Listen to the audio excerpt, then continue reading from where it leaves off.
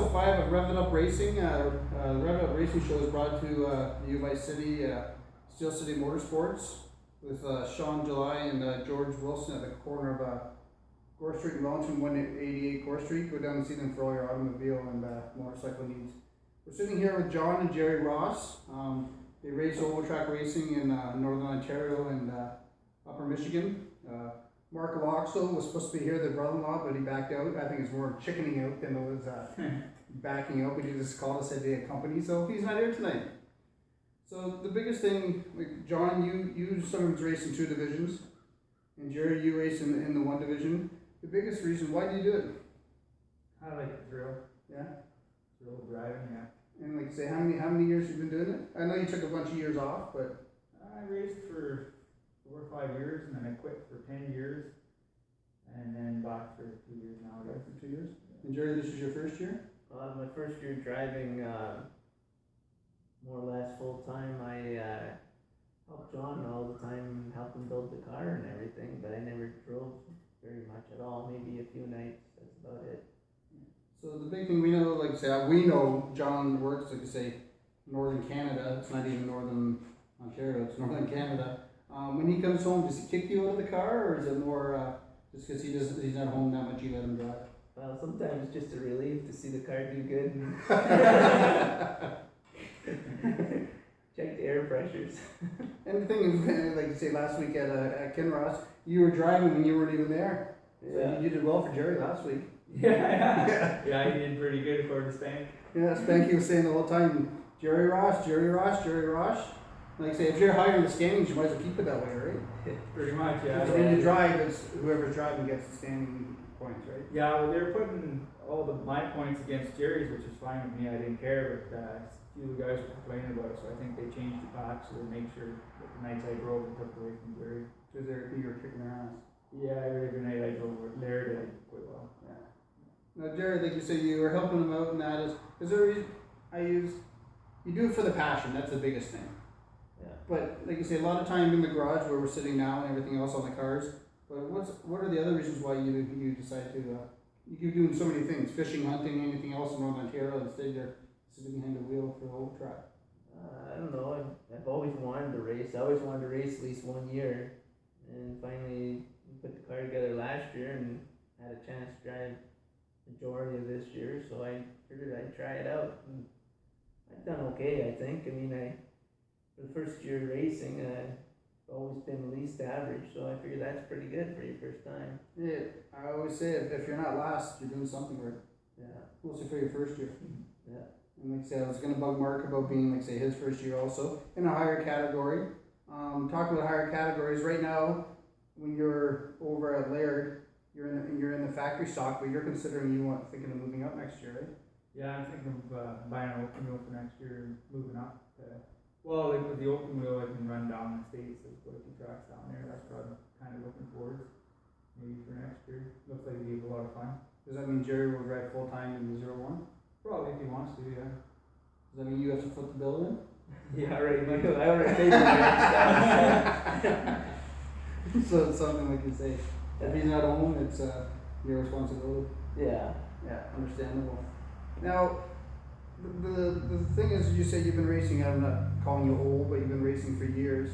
Is there something you can look back on yourself, and something you'd change now that you did then, for the better?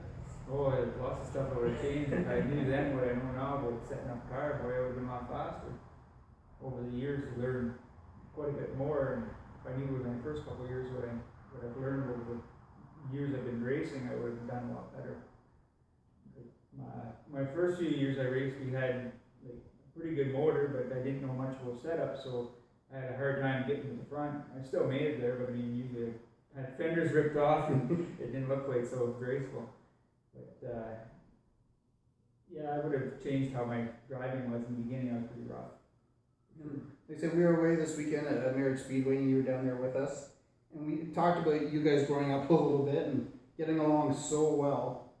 And like I say, as brothers, but now like I say being older and say you driving for longer, you guys, I don't mean getting arguments, but you being your first year, does he give you a lot of advice and you listen, or you just more or less just, you're my brother, you push him off? Well, yeah, he gives me a lot of advice on driving and setup. We've always done it together. I mean, he still has a few Mr. different. Nolo? Well, no, he has some different views, but I've helped him a lot along the way. So as far as setup and stuff with figuring out how to make the car turn, so I mean, as far as going to the track and setting my air pressures and double checking everything, I think we're almost on level playing field when it comes to that. It's just Just the back end or the off track. yeah, but on the track, no. I mean, he's taught me showed me where what I should have done and where I should have maybe either drove in deeper or let off and then drove in hard or drove harder coming out. But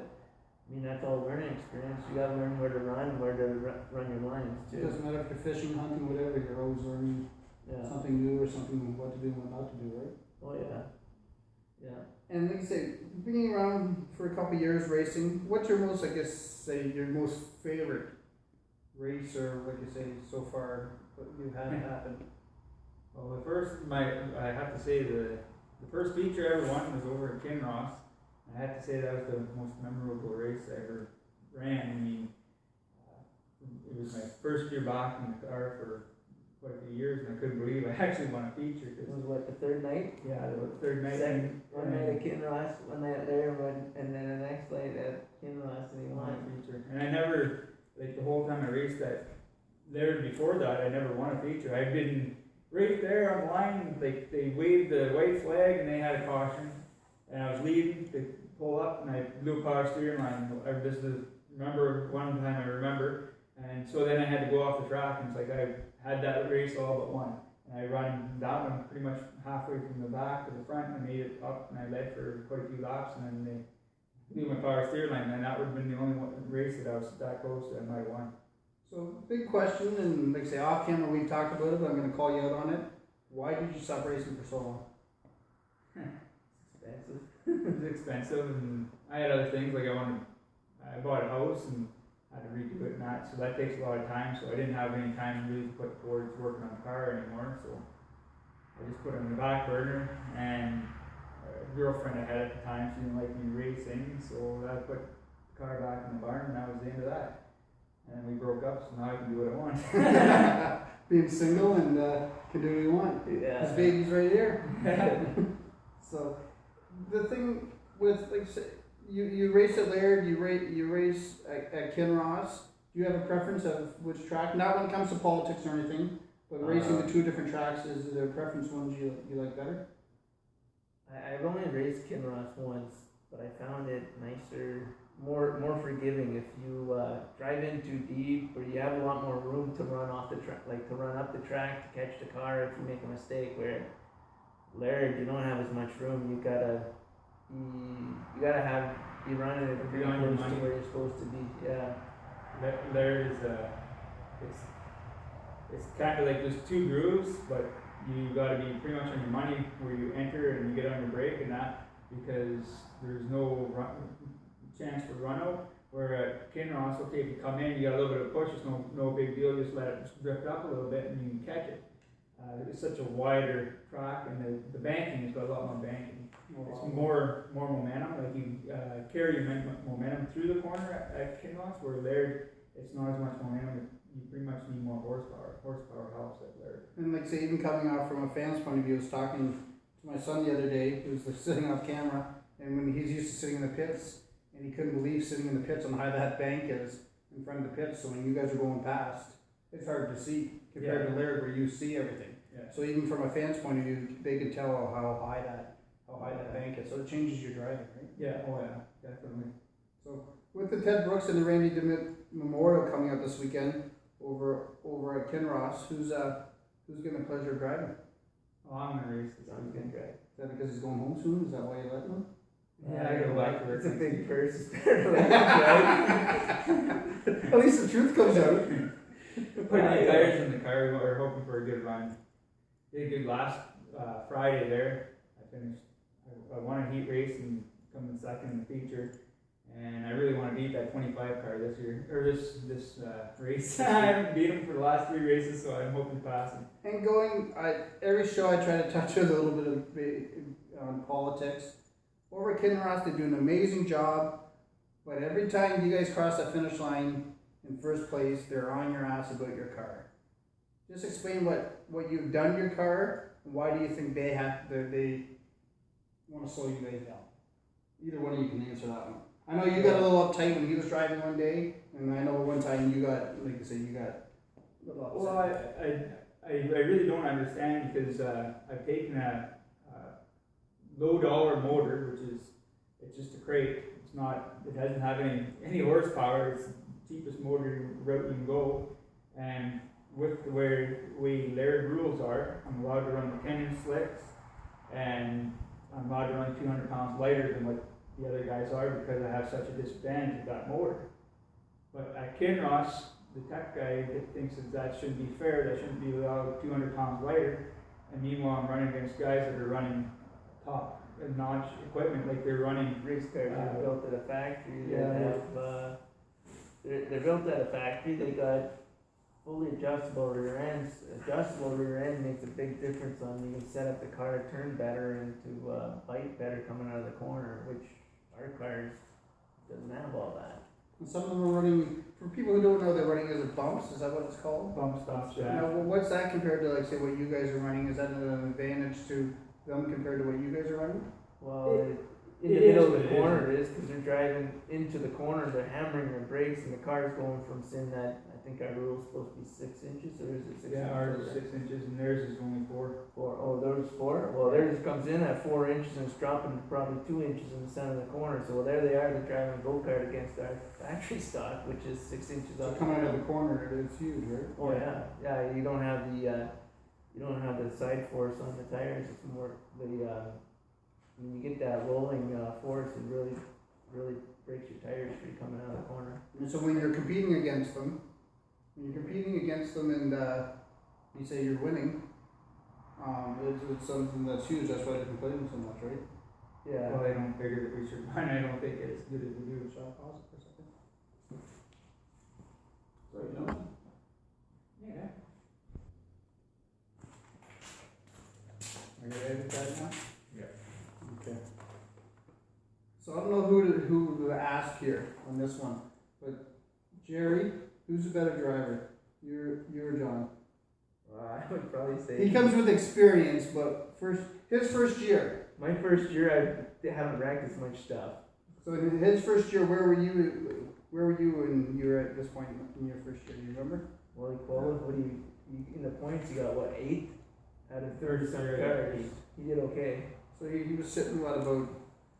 But if you count how many fenders and how many steering boxes and spindles and Upper control arms and stuff I racked a lot of stuff. So your pocketbook wise, he's doing a lot better than. Well, luckily back then we could go to the scrapyard and get parts. Now we can't go to the scrapyard. You gotta go buy them now. You gotta go buy a. Yeah. So it's like you say, it's depending on which way you're looking at it. Then, Yeah. like you say, driver wise. Now, with you having a young family, the big thing is it's not like NASCAR with the speeds that way, but you're still traveling fast out on the track. There can be wrecks, can be some serious wrecks. How does, like you say, with newly married and with a young boy, how do they react to? I know Nicholas loves it, but I mean, Well, I think I gave him. Unfortunately, he was there this year when I hit the wall, and I think it gave them a pretty big scare. And it scared myself too, but don't do that anymore. Make sure that you're in the groove, and make sure that you got good tires. That's the big thing. You only run them so many nights before they stop sticking, and after that they don't stick as good. So we don't do that anymore. We make sure that we have fairly good tires. and I think a lot of times I stand up with the flag man in corner 3, I think it is, at Laird, and your dad's up there quite a bit, and when you guys are racing, and so maybe when it comes to a father, like you say, a father's point of view, he's not as nervous because he's had the experience of racing, right? Yeah, he's raced.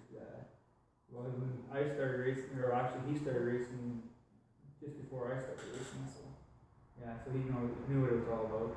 So like you say, when it comes to a father's point of view and your stepmom, it's a little bit less, not as nerving because they're used to being at the track. Yeah. So like you're saying, being single, you don't have anybody to worry about you when it comes to that, right? I don't worry too much. I'm not worried. Understandable. Like say, when you when you go home, if you're pissed off, you're pissed off. When you go home, like, so you have somebody to, I guess, to bounce it off of, right? If you have a bad night or. I don't, I've had happens bad on the nights, track, stays on the yeah, I track. don't worry about it too much. I mean, I had a couple disappointing nights this year. Well, one was really disappointing, but happens. I mean, you learn from your mistakes. You don't do the same thing twice, hopefully. Hopefully, yeah. Now, John, like say you've driven, we talked about before, open wheel and factory floor. If there's a choice, again, pocketbook is a little bit different, the two different divisions. But is there a preference on which one you'd rather race? Well, I like factory stock. It was a good division, but I'd like to go with the open wheel because there's more cars in that division, and I like racing against the bigger number of cars. Like when I first started racing factory stock, it was awesome to start at the back of 25 cars and be able to go to the front. And when I, like the second year I raced factory stock, I used to start at the back every night, because if you finished in the top 3 back then, we had a rule, anyone that finishes in the top 3 starts at the back in the feature the following week. So I never started anywhere but the very back, because every week I finished in the top 3. I was just fooling. No, I didn't. No, I mean, it was I hard. remember though, Brent Colombo was one of those drivers back then too. Brent so. Colombo was a very good driver, a good guy to race against. I learned a lot from him. He's still showing us stuff. Still showing us stuff. It's unbelievable. Yeah, but I mean, I think he shows us more now that he's not racing against us. yeah, but I mean, looking back though, that's where I learned how to drive. I mean, I followed guys like that around the track. You watch where they drive and how they're getting the brakes, and then you learn how to drive. But all I meant is it was a long ways from the back to the front. Like if you're only got a 25 lap race, you got to pass a car a lap, which is sometimes not an easy thing to do. Unless they leave the track, right? But if you're averaging at least 19 cars, you're probably passing the 20 Yeah, by the time the race is done. yeah, that's right. So, There's one thing I find about short track racing or oval racing. You're like, say, you guys are brothers, so you don't race against each other, but it's still a family. Like you guys are brothers, family. Okay, you race together. But if you either one of you are racing the 0-1 and you have something wrong with the car, guys come over and help each other. oh yeah, And it's something like you're saying, you learn from somebody who's driven. Where a lot of other sports, it's not like that. We're here, yes, racing community is huge in North America, but really it's not. It's a small community because a guy you'd rather have 10 cars on the track and then have 9 because something's wrong. So you'd rather help somebody with advice or with problems. Don't you find?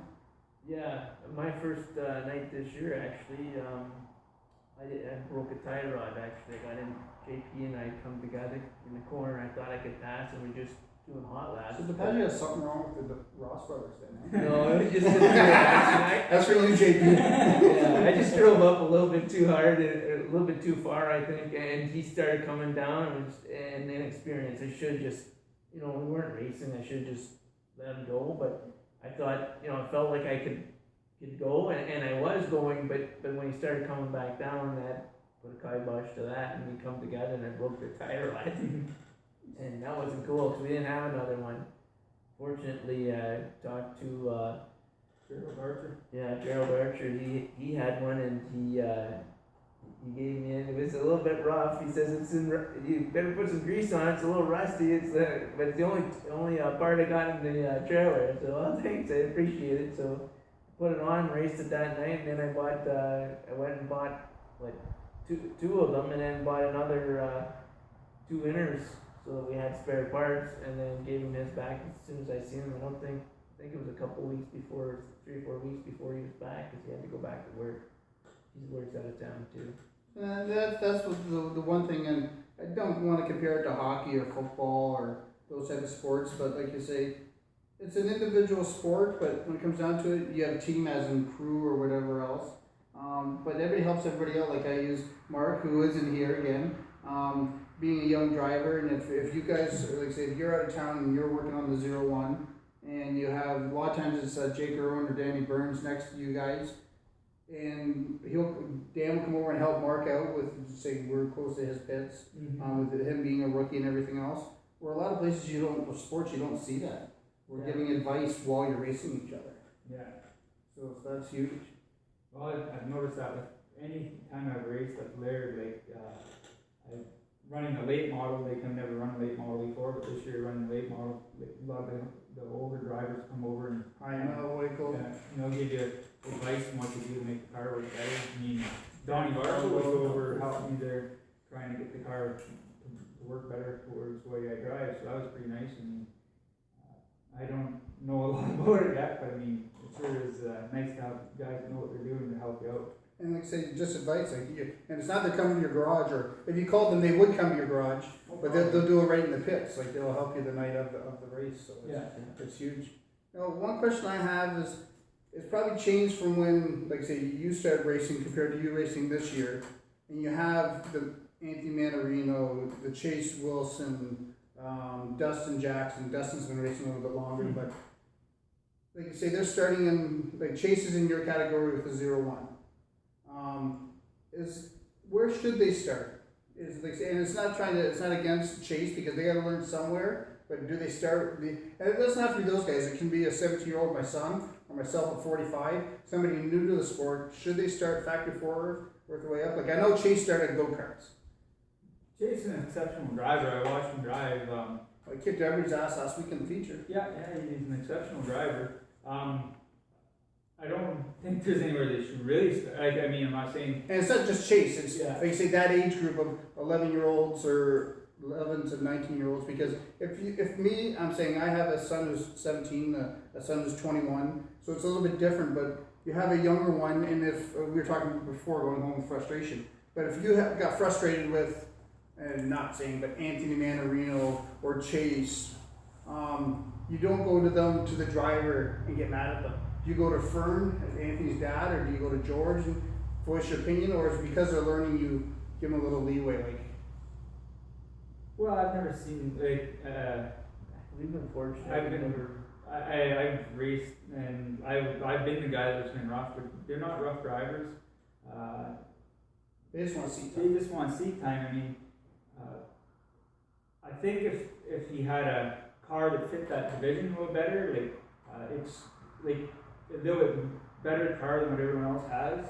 But I think if he had a car that would be equivalent to what everyone else is running, it'd be a more equal race for him.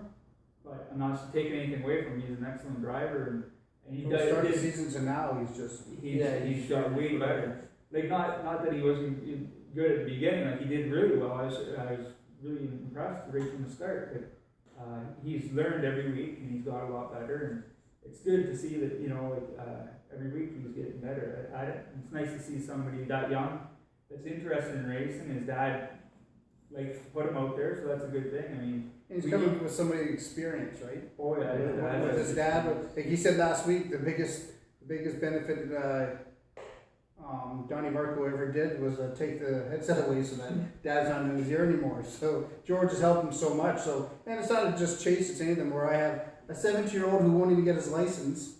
And you have an 11-year-old who's out on the track kicking that guy's asses who are 3 to 4 times his age. Yeah. And they need to start somewhere, and they're doing a hell of a job.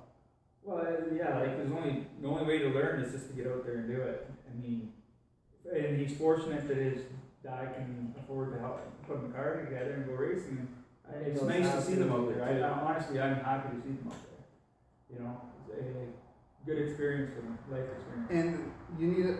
I guess you say it's like any other sport. You need a feeder system. Yeah, like if you don't have if you're not going to have a way to have them get interested in it, we're not going to have any more drivers coming up, and we'll end up having our track will go dead. We don't need that. And there's not enough younger drivers out there that almost have a separate division. Not where we are. Where you go to Southern Ontario or Southern Michigan, there's so many more tracks. They offer different things. Like I know for Sunset, for instance, and it doesn't have to be just for the young drivers. It's like you say, myself or my son or whoever, if we want to do it, they go out every Saturday. It's like a membership, and they can learn to drive, so that at the end of the year, they can, like say, the following year, going, "Hey, Dad, I want a car. I want to drive." Right. Yeah. So Sunset's done that. So it's like a training course. Yeah. Where I've talked to Rita here, and she loves the idea. But again, they got like Dustin Jackson to me is totally separate. He's in a class of his own. Like he's been racing for 6 years. This weekend he's not at the Memorial because he's headed to Indiana. So like I say, at 15, he really's put Laird on the map when it comes to racing. People know Laird because of Dustin Jackson, and like say Mike Carty and George Wilson. They go out of town, so people get to know Laird. I wish more people would come up here. Yeah, it'd be nice. Sure. And then that's like you say, going to like say your first year racing. How do you think we can maybe get guys out to Laird other than we already have? Like how can we get them to new guys to the track, or guys like your car? We pulled the car out of the garage to sit here and do this, but there's double the amount of cars in Sault Ste. Marie that are sitting in garages because guys aren't racing. Is there something we could do to bring them back to the track? Well, honestly, I honestly think if guys would go to a crate roll, everyone run a crate, Keep the cost it down. would keep the cost down. I mean, that's all our car is, and we're running strong. But there's so many people that are against it, and they're not foolproof. There's still people that can cheat, and there's ways to cheat. Our car has never been apart. It's got serial numbers on every one of them bolts in there that tells you that it's never been apart. But the problem is that guys will or may tamper with them, so that's why everyone's against them. But I mean, they're only less than $4,000 opposed to over $10,000 to build a motor. We ran the same motor 2 years and still run strong. So how do you level the playing field then? Other than crate, how do you make the category even?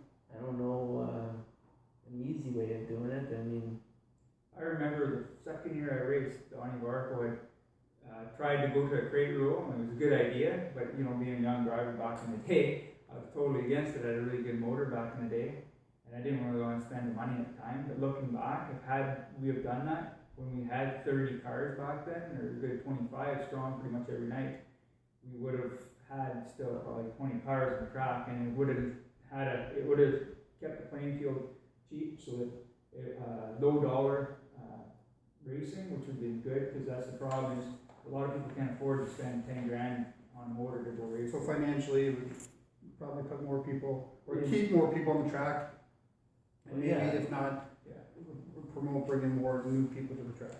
Yeah, like I mean, looking around, most people don't make big money here in the Sioux, so actually just to run this division with the crate motor the way we are, it's expensive enough.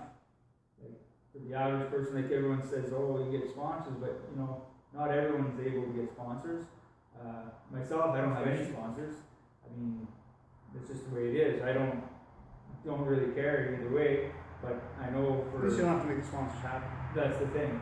But for the average Joe though, like if you have a wife and kids and, you know, car payments and all the rest of it, it is a pretty expensive sport to get into.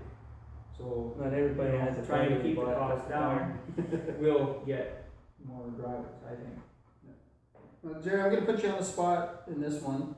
Would John have better success in the feature or the factory stock, or do you think he'd have more success in the open when he gets used to it?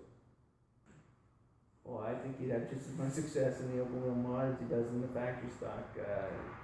Those cars handle better. They're more like running a go-kart. The engines are more central in them.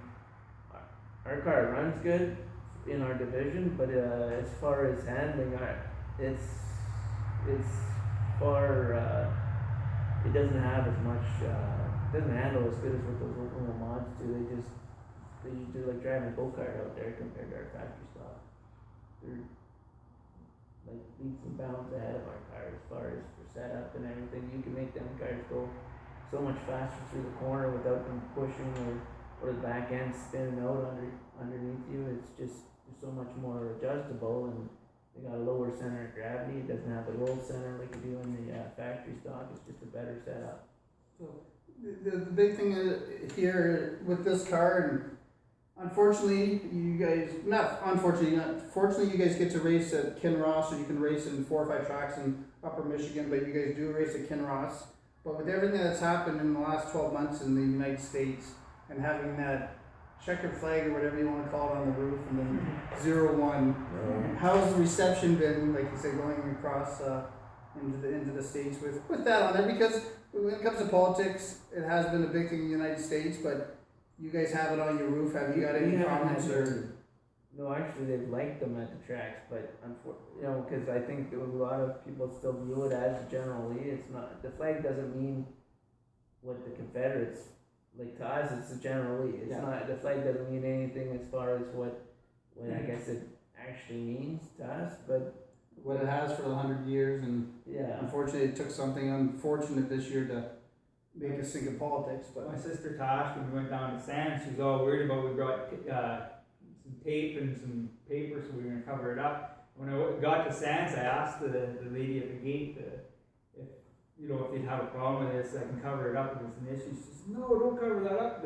And ironically enough, I qualified fast qualifier there, so there they do things a little different. If you qualify a fast qualifier, they had all the open wheel mods go up and introduce them all, and then everyone that was fast qualifier that night had to go up went up to the front stretch and they introduced us all to the crowd, which is kind of neat. And everyone from the crowd just loved it. They did you blow the horn? Yeah, I blew the Sounds like horn. generally. Yeah, the crowd really liked it. So I was kind of surprised. I was a little worried, like I said, you say go. Canadians coming over with Yeah, like and say- then fast qualifier too. You wonder if they'll think that you're cheating. Yeah, The thing, I've talked to a lot of drivers, and I'm new to the sport. Like I say, with sports.com, we're doing Rev It Up Racing, talking about a series they would like where might be factory stock and mods to start doing 3 or 4 tracks. Like I say, Laird was one, and then Onaway in northern Michigan, and maybe Kinross and Sands, and then have a championship at the end of the season. How do you think drivers in the mod and the factory stock would accept that, or would they show up if it's done right? I'm sure they show up. The problem is, like racing that many tracks is hard for a lot of guys to run. Like that's a lot of tracks in a week or in a period of time. Like costs a lot of money every night to race. For some guys they can afford it, some guys can't. Like it'd be more, let's say 4 tracks, and it'd be just one track each throughout the summer, and then hypothetically sometime September one of the tracks would host the championship. My biggest question is, like I say, with you guys going over the States with politics and everything over in the States in the past year, and unfortunate things happening, you guys have the 0-1, it's more like the General Lee, but you do have the Confederate flag on the top because it's comparable with the General Lee and in the States. How are you guys accepted when you go over to across the bridge? Because we're on an international border.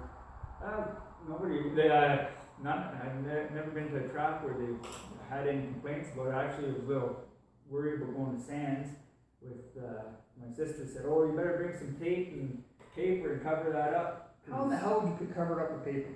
Well, she wanted me to try. So when I got to Sands, I asked the lady when I paid to go in, and she said, "No, just run it like that. Nobody will care. They'll love it." And she was right. Everyone loved it. When I qualified, I had fast qualifier. So being fast qualifier, everyone that qualifies fast went up to the front of the fence, and then they introduced everyone who the fast qualifiers were, and everyone that raced open wheels that night. So a lot of the fans come down, they like the looks of the car with the flag and that, so I played the horn for them, and they're pretty impressed. And when I've noticed when it comes to sports and that type of thing, and not just auto racing, they don't look at the politics when it comes to that end of it. Like you say, because it's a car, yes, it's a General Lee, but when other people look at it, they might see the flag. But when it comes to racing, they like it even more, even if it is a little bit political on the top. The general public likes it, right? Yeah. seems like it. Yeah. Yeah. Like say you add a little bit more. To us, it's the General Lee. If you ask the younger kids, a lot of them don't even know what the General Lee is. No. They don't know what the 0-1 is unless you show them, or some of them might have seen reruns. Yeah. Well, what are Old reruns. old reruns that start to date ourselves. Yeah. Yeah. Like I say, going into this weekend, we have, like, in Kinross, it's about 20 miles south of us in Michigan, is the Ted Brooks Randy DeWitt Memorial. They've had it for a few years on off at different tracks, but this year is the second year at Kinross, and it's in memory of Randy DeWitt and Ted Brooks. You guys are taking the car over there, and Rick Ellis is be his second to last week, and Rick and Joanne Brooks are on the show next week. We were talking off camera about racing for 50 years. John, you said if you race for 50 years, you'd be, like you say, over 100 years old. But if you could be racing into your 60s, would you be doing it? Yeah, if I could be as competitive as he is, I'd definitely be happy racing well in my 60s. Yeah, he's done well every time I've seen him race in the last, well, since they opened Laird.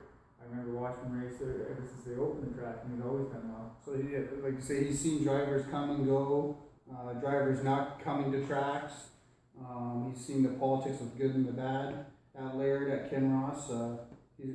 He's raced on fifth line. So Rick's seen, he's probably, like we sat in there the other night talking about a few stories you had where Rick would have hundreds. What was the racetrack before fifth line? He was telling us about going Hayden. down when Hayden. I remember It was Beaumont, wasn't it? I don't It's a know. trailer park now. It was Beaumont. There was another one, I think it was called Case Road, and there's a picture of, he had a car and Paul Seabrook, I guess he was pretty young back then, but there's a picture of the two of their car somebody had. I think it was Jay Palumbo had a picture on Facebook a while back, which I thought was kind of neat, because I had never seen those cars. So it's like say dating Rick on, like you say, a race, but Yeah, but it was pretty neat. to be that involved, and when it comes to it, it's a sport, but it's for weekends, or it's you guys are working on it all week, but it's a hobby, right? Yeah. It can be an expensive hobby, but for doing it for 50 years is you don't see too many people doing anything for 50 years anymore. No, that's for sure. Yeah. Like I say, if you're doing 50 years, you're looking up at the grass, right? Usually, yeah. Yeah. So it's huge with the Memorial this weekend. You guys are going over tomorrow, you Yeah. said, and then racing say Saturday. Yeah. So it should be a good weekend. And you're looking to take down that 25. Yeah, I'm hoping to beat the 25 car. He's beaten me the features for the last 3 nights. I beat him the first night, but yeah, I'm hoping to beat him. He's been really strong, so hopefully we beat him the last night of the race at Kinross. At Kinross. Maybe you'll have to come over here next week and. Yeah, Try to get you unfortunately, I have to go back to work, so I won't be here. So Gerry's So it's on your shoulders. yeah, it's on Yeah. Gerry's shoulders. He comes over to redeem it. Yeah. Maybe you stay off the guardrail, it'll be fine, right? Yeah, I'll be fine. Yeah. I learned to stay off the guardrail now. I'm doing okay that way. Understandable. Maybe I have to be a little bit more aggressive though. We'll see. John, you don't drive aggressive at all.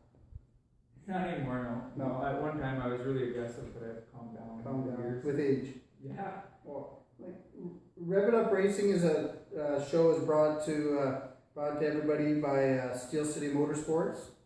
It's Sean July and George Wilson at the corner of Gore and Wellington at 188 Gore Street.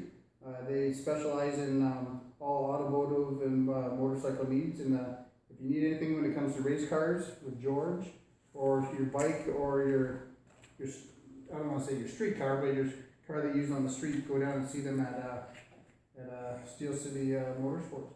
We can't thank you guys enough, and we'll be there this weekend. Thank you very much. Thank you, John. Thank you. Thank you, Gerry. Yeah. And we wish Mark was here. Yeah, for sure.